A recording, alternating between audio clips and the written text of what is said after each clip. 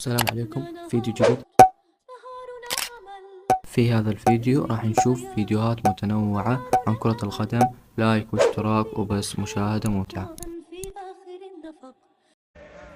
في هذا الفيديو حاول محمد صلاح مراوغة هذا المدافع، لكن المدافع تدخل على محمد صلاح بدون أي سبب.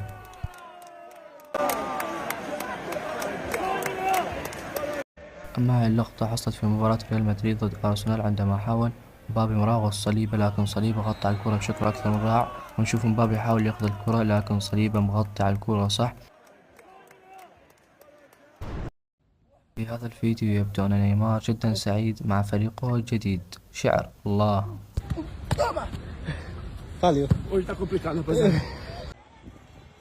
وفي هذا الفيديو نشاهد ديفيد بيكهام يسجل كرة ملتفة رائعة. وفي هذا الفيديو يظهر ابن كريستيانو وهو يسجل هدف جميل ويحتفل مع السيبة.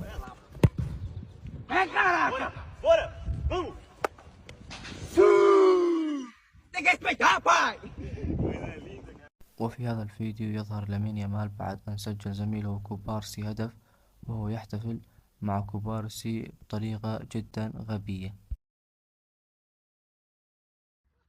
وفي هذا الفيديو سجل علي جاسم هدف جميل أثناء التدريبات مع فريقه الجديد ويحتفل مع زملائه.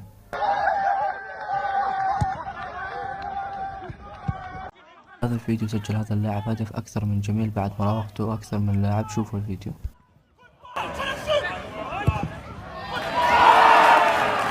بس وصلنا لنهاية الفيديو، مع السلامة.